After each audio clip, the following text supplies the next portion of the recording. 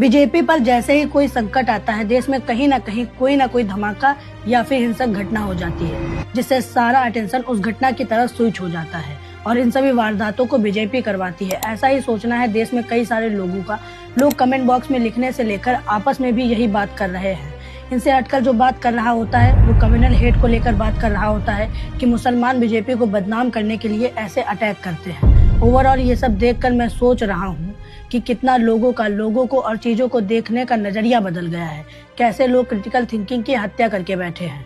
जैसा कि अभी दिल्ली के लाल किले के पास इतना बड़ा ब्लास्ट हुआ, उसे देखकर लोगों के बीच एक अलग ही तरह का नैरेटिव चलने लगा कि ये धमाका बीजेपी की साजिश के तहत बिहार चुनाव को भटकाने के लिए हुआ है। जबकि वहीं पर दिल्ली के रोहिणी क्षेत्र में 14 नवंबर को एक और ब्लास्ट हुआ, उसे कोई रंग नहीं दिया गया। जबकि दोनों घटनाओं में एक ही समुदाय के लोग संदिग्ध रूप से शामिल होते हुए नजर आ रहे हैं।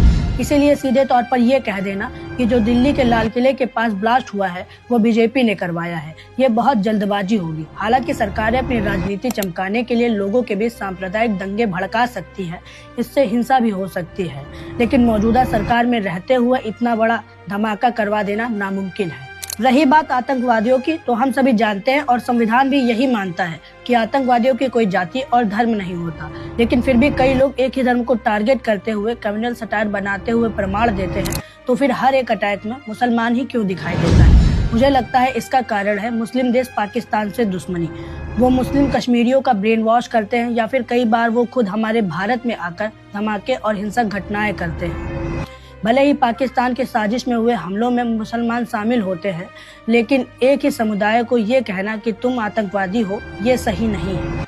हिंदुस्तानी मुस्लिम दिलो जान से हिंदुस्तान को प्रेम करता है अगर उसका ब्रेन वॉश ना हुआ हो। लेकिन अगर यहाँ पर कोई फिर भी कहता है कि नहीं भाई, मुस्लिम वैसे भी हिंसक काम करते हैं, धमाके करते हैं, तो हिंदू भी कम धमाके नहीं करते हैं। कहो तो कुछ हाईलाइट करूँ। 2006 में मालेगांव ब्लास्ट, जिसमें 37 मुसलमान मारे गए थे, और फिर उसके बाद 2008 में मालेगांव ब्लास्ट, जिसमें 6 लोग मारे गए थे, और फिर इसके अलावा 2007 में हैदराबाद के मक्का मस्जिद ब्लास्ट, और फिर इसके बाद 2007 में समझौता एक्सप्रेस ब्लास्ट, और इसके अलावा फिर से 2007 में अजमेर दरगाह ब्लास्ट। इसके अलावा कई और छोटे मोटे केस हैं जिसमें हिंदू समुदाय के लोग सांप्रदायिक हिंसा में शामिल होते दिखे।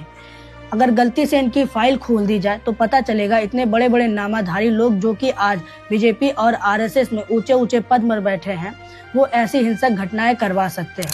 तभी तो मैं कहूंगा, बतौलेबाजी से दूर हटकर जांच केवल अपराधियों व साजिशकर्ताओं की भूमिका पर केंद्रित होनी चाहिए और भारत सरकार को भारत की सुरक्षा के लिए आतंकवादियों से एक कदम आगे होना चाहिए।